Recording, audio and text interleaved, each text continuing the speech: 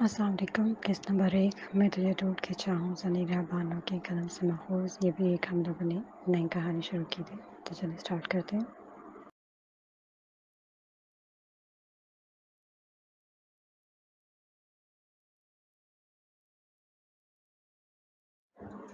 ڈھلتی شام کی اداس سرخی کو سیاہ کرنی رات کی گہری تاریکی رفتہ رفتہ اٹھنے دے رہی تھی. نیم اندھیرا، ماحول سنسان، گلیاں ویران، خالی میدان، سناٹا وحشتناک. سیاہی مار درخت جو اس ملنگن جہاں اندھیرے میں بڑی بھیانک لگ رہے تھے، کچھ ایسے کھڑے تھے کہ کٹہرے سا بنا ہوا تھا. اسی کٹہرے کے درمیان وہ اکڑ بیٹھی تھی. سفید ریشمی قمیض مٹی سے میلی ہو گئی تھی. دوپٹہ کندھے سے لٹکتا گھاس کی مخملی سبز فرش پر دور تک پھیلا ہوا تھا. رات سے بھی سیاہ کالے ریشمی بال ہوئے لگام کھولے تھے، گھنے اور خوبصورت. ایسے میں وہ چہرہ ہاتھوں کی پیادوں میں چھپائے زاروں قطار رو رہی تھی، مسلسل آہیں بھرتی، متواتر سسکیاں لیتی. فضا میں یکایک ایک کرب چھا گیا. پتوں سے لدی بھدی ڈالیاں جھک جھک کر دیکھنے لگی. گھروں کو لوٹے پرندے آسمان میں ہی ٹھہر گئے. امبر پر پھیلی سیاہی بھی کانپ اٹھی. برگد کی اوٹ میں براجمان ہزار داستان کا دل بھر آیا. وہ کیوں رو رہی تھی؟ وہ شہزادی جیسی دوشیزہ خوبصورت ملکہ جیسی کوئی پری رو، جیسے سمندر سے برآمد ہوئی جل پری. یہ کیوں اپنی خوبصورت نینوں کو زد کیے خود سے بیگانہ دنیا سے بے پرواہ آنسو بہا رہی ہے؟ لڑکی پلکتی رہی، سسکتی رہی. مجھے وہ کیوں نہیں ملا اللہ؟ مجھے وہ آخر کیوں نہیں ملا؟ ہچکی لے کر اس نے گیلے ہاتھ چہرے پر پھیلا لیے. مجھے سرریز حسن کیوں نہیں ملا؟ کیوں نہیں ملا؟ 19 سالہ عمیر کے ہاتھ میں 3 ڈبے تھے اور گھر کے سب بچے اس کے ارد گرد جمع تھے. پھوپھو گھر کی سب سے چھوٹی کنزا کو گود میں لیے فیڈر سے دودھ پلا رہی تھی. عمیر کا چہرہ دمک رہا تھا. وہ پھوپھو کے بعد گھر میں سب سے بڑا تھا. عیدی کے ساتھ ساتھ تحفے بھی بانٹ رہا تھا. پہلا تحفہ میری کزن حنان کے لیے. اس نے پہلا ڈبہ کھولا. پھوپھو کے بڑے بیٹے کا نام لے کر ایک بڑی خوبصورت کھلونا گاڑی اس کو تھما دی. پھر اسی ڈیزائن کی ایک مختلف رنگ میں گاڑی اسے چھوٹے منان کو دی. وہ دونوں خوشی سے چمک گئے. تو عمیر نے دوسرا ڈبہ کھولا. اس میں 3 رنگی کھلونا بھالو تھا. پھوپھو نے ایک ہانیہ کو دی اور دوسری ملازمہ کی بچی کو تھما دی. تیسری گڑیا نکال کر ہتھیلی پر رکھی. اور یہ گڑیا میری سب سے پیاری بہن کے لیے. پیاری بہن کونے میں کھڑی تھی، سب بچوں سے دور. اس کا چہرہ اسپاٹ تھا. وہ 5 یا 6 سال کی تھی. الوینا دیکھا تمہارے لیے کیا آیا ہے؟ بڑے بھائی نے کے بلانے پر وہ آگے آئی. رنگین گڑیا بالکل الوینا جیسی. اس نے گڑیا تھام لی اور اسے دیکھنے لگی. ادھر عمر نے تیسرا ڈبہ کھولا. اس میں سے ایک کھلونا ڈریگن نکالا. بلال کو ڈریگنز پسند ہے نا بلال؟ 7 سالہ بلال چہہ کر کھلونے ڈریگن پر جھپٹا اور کھلکھلایا. حنان تو متوجہ ہی نہیں تھا. اسے کھلونا گھر بہت بھائی تھی، لیکن الوینا اسپاٹ چہرہ لیے کھڑی تھی. کیا ہوا الوینا؟ تو وہ پسند نہیں آیا؟ الوینا کی نگاہیں ایک نقطے پر جم سی گئی تھی. وہ مجھ سے ایک لفظ نہ بولی، بلکہ جھپکے بغیر انگلی اٹھائی اور اشارہ کر دیا. کیا چاہیے تمہیں؟ عمیر سٹپٹا گیا. میرا ڈریگن. اس کا رخ بلال کے کھلونے پر تھا. پر تمہارے لیے گڑیا آئی ہے نا الوینا؟ پھپھو نے مداخلت کی. دیکھو کتنی پیاری ہے. چلو اسے ہانیہ کے پاس لے جاؤ، دونوں مل کر کھیلو. لیکن الوینا ٹس سے مس نہ ہوئی. کھڑی رہی، سوچتی رہی، ڈریگن پر نگاہیں مرکوز کیے رہی. عمیر کو لگا وہ سمجھ گئی ہے. وہ ادھر ادھر ہو گیا. پھپھو بچوں کے کھیل میں مگن ہو گئی. تب الوینا آگے بڑھی. اس نے سر اٹھایا، انگلی کا اشارہ کیا. وہاں کیا ہے بلال؟ ننھا سا بلال معصومیت سے سر اٹھا کر دیکھنے لگا. عین اسی لمحے الوینا نے اس کا کھلونا ڈریگن اٹھایا اور اسے لے کر بھاگی. بلال چیخ اٹھا. پھوپھو نے آواز دی. چرا لیا؟ الوینا نے بلال کا ڈریگن چرا لیا. وہ سب الوینا کے پیچھے بھاگ رہے تھے. انہیں لگا تھا الوینا کھلونا لے کر اپنے کمرے میں جا چھپے گی، لیکن الوینا کا رخ کچن کی جانب تھا. باقی بچے دور تھے. جب اس نے سلیب پر سے پین نائف اٹھائی اور اسے فوم کے ڈریگن کے دل پر اتارا، کچن کے دروازے میں افسردہ دادا بلال بے ساختہ رونے لگا. الوینا چھریاں چلاتی رہی یہاں تک کہ ڈریگن کا ستیہ ناش ہو گیا. پھر اس نے کھلونا ڈریگن بلال کی طرف پھینک دیا. اب اس سے کھیل لو، اب یہ پیارا لگ رہا ہے. پھوپھو کی حیرت سے آنکھیں کھلی تھیں. بچے سہم کر اسے دیکھ رہے تھے. منان تو چیخ چیخ کر اسے چڑھیل کہہ رہا تھا. بلال کے آنسو بے آواز بہہ رہے تھے. حنان نے جلدی سے اپنی کار چھپا لی تھی، لیکن الوینا جہاں دادا چپ چاپ سر اٹھائے ان کے درمیان سے گزرتی چلی تھی. لاؤنج کا رش تھم گیا تھا. اب وہاں صرف الوینا بیٹی گڑیا سے کھیل رہی تھی. پھوپھو اسے ہمیشہ پیار سے سمجھانے سے عاجز رہی، تو بالآخر ان کا رویہ ترش ہو گیا۔ وہ اسے یتیم جان کر بخش دیتی تھی، لیکن عمیر بھی تو یتیم تھا۔ ہانیہ بھی تو اسے یتیم کی بہن تھی، کنزا بھی تو اس کے باپ کی بیٹی تھی۔ پھر بھی الوینا جہاں داد کے جینس میں جانے ہر دھرمی کوٹ کوٹ کر کیوں بھری تھی؟ ان کی پوری کوشش ہوتی کہ الوینا کے ساتھ اپنا نرم رویہ رکھے، لیکن وہ ان کی ضد کی آخری حد بھی نکل جاتی۔ آج اس نے ہانیہ سے جھگڑا کیا، کل اپنے دوست کی کتاب گم کر دی، پرسوں حنان پر برس پڑی، اور اب کل بنج کا نیا قدم جو اسے بہت اچھا لگا تھا توڑ دے گی۔ وہ اپنے بیٹوں پر اس کی زیادتی سہ جاتی، لیکن پپو کا تاؤ تب آتا جب وہ بلال کی کوئی چیز چھین کر غصہ کرتی۔ انہیں ایک بار قہر تب آیا تھا جب اس نے بلال کا سر پھاڑ دیا تھا۔ خیر غلطی بلال کی تھی، لیکن وہ بھی بچہ تھا۔ اپنے کھلونے سے کھیلتا کھیلتا جانے کا وہ اس کے کمرے میں آ گیا اور اس کی رنگین پنسلوں کو چھونے لگا، ان سے نقش و نگار بنانے لگا۔ الوینا نے جب اسے دیکھا تو ایسا طیش آیا کہ زخمی شیرنی کی طرح بلال پر چھپٹی تھی۔ اس سے اپنی پنسل چھینک کر اس پر پھنکاری اور اسے کمرے سے نکال کر دھکا دیا۔ 8 سالہ بلال 18 زینے پھلانگتا زمین بوس ہوا اور 28 دن بستر پر پڑا رہتا رہا۔ لیکن یہ تو شروعات تھی۔ بلال کم گو تھا، اس لیے اس کی زیادتیاں برداشت کر جاتا۔ اصل جنگ تو منان اور الوینا میں ہوتی۔ بال نوچ نوچ کر تو ہانیہ اور الوینا لڑتی تھی۔ ہانیہ اس سے 1 سال بڑی تھی، لیکن پھر بھی ہار جاتی تھی۔ الوینا جہاں داد سے کوئی نہیں جیت سکتا تھا۔ وہ بقول ان سب کے شیطان تھی۔ وہ ہمیشہ سے ایسی تھی یا نہیں، کسی کو یاد نہیں تھا۔ عمیر اور ہانیہ اس سے ہمیشہ نالاں ہی رہتے تھے۔ وہ اس کی عادتوں پر سر پیٹ کر رہ جاتے، لیکن اسے کچھ کہنے سے عاجز تھی، کیونکہ وہ ان کی سوتیلی بہن تھی۔ علیم کے 4 بیٹے اور 2 بیٹیاں تھیں۔ اعلیٰ تعلیم حاصل کرنے والے یہ سب ایک کے بعد دیگرے گھر سے نکلے تو پھر ولایت کے ہی ہو کر رہ گئے، اپنی مرضی کی شادیاں کی اور وہیں سیٹل ہو گئے۔ البتہ سب سے چھوٹا بیٹا جہاں داد عباس پاکستان میں ہی رہائش پذیر تھا۔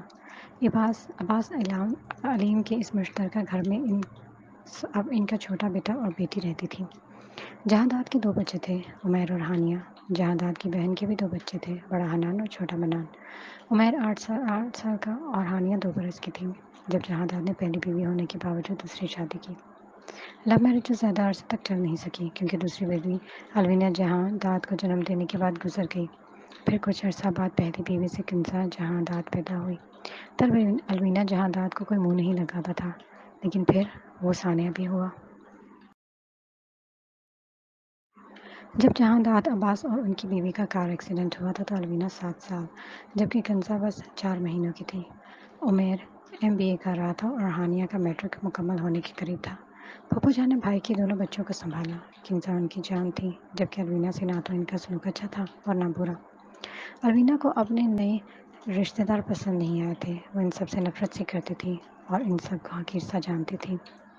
اس نے اپنے مستقبل کو ملینم کے ہاتھوں سونپ دیا تھا۔ پھوپھو چاہتی تھی کہ اگر وہ لاء پڑھنا چاہتی ہے تو بیرون ملک چلی جائے۔ عمیر بھی اسے مانچسٹر بھیجنے کے لیے راضی تھا، لیکن الوینا نے ان کی ایک نہیں سنی۔ وجہ بس ایک تھی، وہاں بلال کی چچی رہتی ہیں، رہائش کا انتظام بھی انہیں کرنا پڑے گا، ان کے پاس رہنا اور یونیورسٹی سے پڑھتے رہنا۔ پھر اپنا بلال بھی تو وہیں سے MBA کر رہا ہے، تو بھی۔ وہ بس بلال کو برداشت نہیں کر سکتی تھی۔ اس کے ساتھ پڑھنے کا خیال، اس کے گھر رہنے کا خیال اسے الجھن دیتا تھا۔ بلال ہی نہیں، وہاں حنان بھی ہوتا تو الوینا کے یہی تیور ہوتے۔ وہ اپنی فیملی سے خفا رہتی تھی، ہر فیملی ڈنر پر غائب ہوتی، پکنک کا موڈ بنتا تو الوینا کی نہ ہوتی۔ وہ اس خاندان کا حصہ بن کر خوش نہیں تھی، اسے ان سب رشتہ داروں سے نفرت تھی۔ وہ نکلنا چاہتی تھی، ان سب سے دور جانا چاہتی تھی۔ تبھی تو اس نے قانون پڑھنا چاہا تھا، تبھی تو اس نے ملینیم میں داخلہ چاہا تھا۔ اسے اندازہ ہی نہیں تھا وہاں اس کی دنیا کیسے بدل جائے گی، اسے اندازہ ہی نہیں تھا وہاں اس کی ملاقات کس سے ہو جائے گی۔ یونیورسٹی کے 5 سالوں میں وہ ہر لڑکی کی جان بنی رہی۔ تقریباً ہر لڑکی کا اس پر کرش تھا اور تقریباً ہر لڑکا ہی اس کے ہاتھوں مسترد قرار پایا تھا۔ نئی دنیا نے اسے خود پسند بنا دیا تھا۔ یوں غلاموں کو آگے پیچھے پھرتے دیکھنا، لڑکیوں کو نظروں میں اپنے لیے رشک دیکھنا، حسد سے لبریز نگاہوں کا منبع بننا، آج اس کے ساتھ ڈنر کرنا اور کل اس کی یونیورسٹی میں سرعام عزت اتار دینا، اس سب نے اسے مغرور سا بنا دیا تھا۔ خوبصورت تو وہ تھی ہی، اس پر متصاعد اپنا حلیہ یوں بنائے رکھتی کہ دیکھنے والا اسے دیکھتا اور وہ دیکھتا ہی رہ جاتا۔ وہ حسن میں پرفیکٹ تھی، ذہانت میں پرفیکٹ تھی، آرٹ میں پرفیکٹ تھی۔ وہ پرفیکٹ پارٹنر کا ہونا ڈیزرو کرتی تھی۔ یونیورسٹی کے لڑکوں پر جان ہارتی اور چھپ چھپ کر اپنے منگیتروں سے باتیں کرتی لڑکیوں کو دیکھ کر وہ کھلکھلا اٹھتی۔ یہ سب کتنی بچگانہ عورتیں تھیں، کم عقل لڑکیاں جو محبت کی تشریح بھی نہیں جانتی، لیکن سب سے محبت کرتی تھی۔ پھر وہ سوچتی کہ کیا کبھی اسے محبت ہوگی، کوئی دوست، کوئی محبوب، کوئی جانثار، کوئی کرش۔ وہ کرش जुरैज हसन था। अलवीना जहांदाद का मतलूब जुरैज हसन। यूनिवर्सिटी की 5 साल ज़िंदगी में पता भी नहीं चला होगा कि वो कौन है, कैसा है, कहाँ का है। उसे तब पता चला था जब उसकी ज़िंदगी नया मोड़ पकड़ने वाली थी। उस रोज़ मौसम बहुत सुहाना था। ठंडी ठंडी हवा वजूद को फरहत बख्श रही थी। सफ़ेद धुंधले बादलों से आसमान ने ढक लिया था। ऐसे में फ़िज़ा में मधुर सी आवाज़ भी गूंज रही थी। वायलिन की आवाज़ अपनी मखरूती उंगलियों से धागों को छेड़ती वो बेहद सुरीली तान बना रही थी। अजीब सा सोच, अनोखा सा एहसास था इसकी आवाज़ में, जो उसकी उंगलियों से पैदा होता था। जब वो मखसूस रफ्तार और शिद्दत से वायलिन के धागों को खींचती, वो अपनी तख्लीक में गुम करती थी। आंखें बंद की किसी और जहान में खोई वो हसीन जल परी इस वक्त दिमाग से अपने शगल में मशगूल थी। कमरे में मौजूद नफूस को जैसे किसी तिलिस्म ने जकड़ रखा था। मबहूत मशहूर सी वो लड़की हसरत से उसे देखती, तिलिस्म में कैद थी। उधर पियानो से निकलती आवाज़ों की लहर में सुस्ती दर आई। उधर कुर्सी पर बैठी नासिर भी इख्तियार उठी और दोनों हथेलियां मिलाकर तालियां बजाने लगी। Well done Alvina, well done.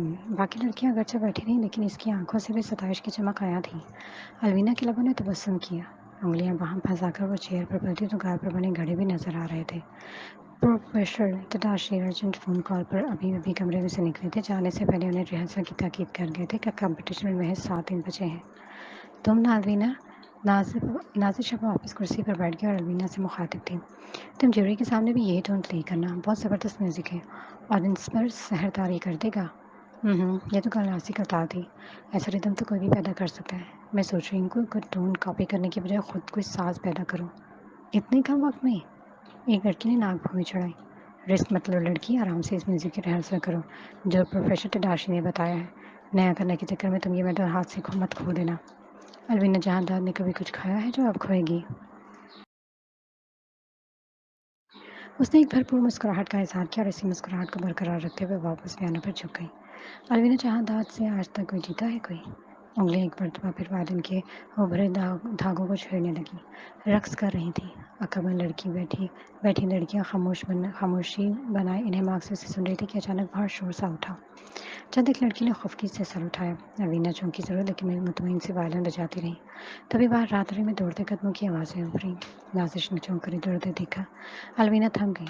चंद लम्हे बाद माहौल का तवाज़ुन कायम हुआ तो अलवीना ने चेहरे पर बदवक्त तमानियत सजाकर वायलिन की जाने मुतवज्जा होना चाहा।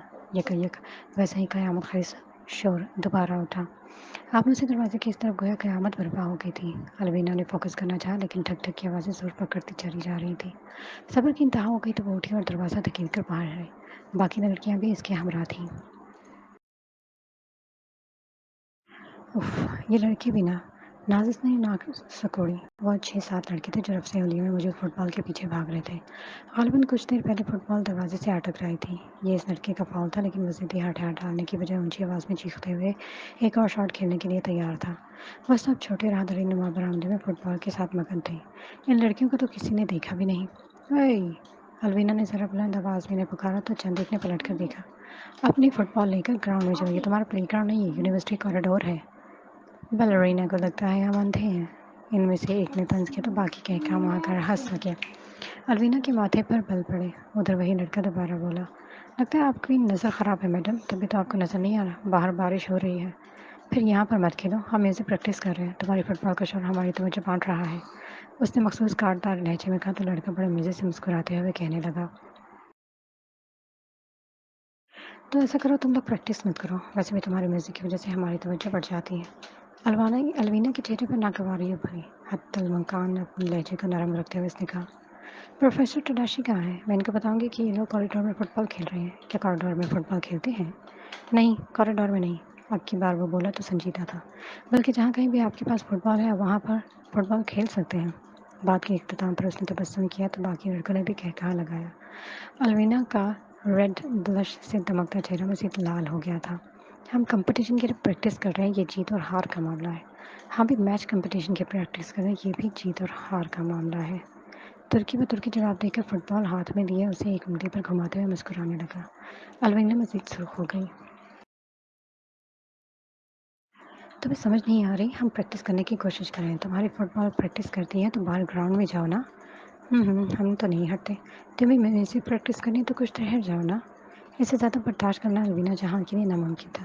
وہ اسٹوپڈ کہہ کر پلٹی تو اچانک عقب سے آواز آئی، ہے ہے، ناراض مت ہو۔ فٹ بال اسی طرح انگلی پر گھماتے ہوئے وہ 2 قدم آ گیا اور اس کی آنکھیں الوینا کے چہرے پر ٹک گئی۔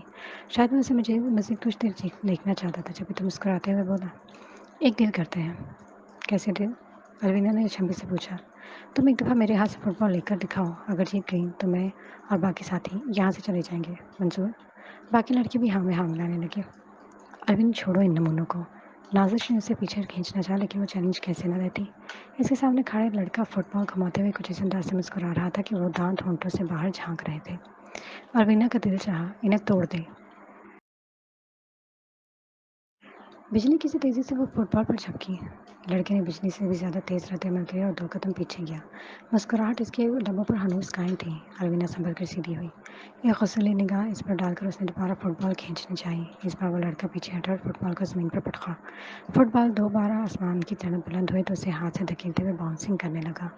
لڑکے بڑی دلچسپی سے دیکھ رہے تھے، جبکہ لڑکیوں کے چہرے پر خوف کے آثار تھے، اور الوینا کی رنگت اس کے لبوں سے میل کھا رہی تھی۔ بھڑکتا ہوا سرخ جو بس پھٹنے کے لیے قریب تھا، تل ملائے ہوئے انداز میں وہ اس پر چپٹی اور فٹ بال کھینچنی چاہی۔ لڑکا ہٹ گیا اور الوینا جہاں دانت کا وار خطا گیا۔ لڑکا مسکرا رہا تھا، الوینا تپ رہی تھی۔ کافی ہے مس بیلرینا، ایک جلاتی ہوئی مسکان دیتے ہوئے اس نے فٹ بال ہوا میں اچھالی۔ دیکھا، یو آر ڈیڈ۔ تصدیق کے احساس سے وہ پگھل رہی تھی۔ ایک نگاہ غلط اس پر ڈال کر وہ پیر پٹکتے ہوئے واپس پلٹی۔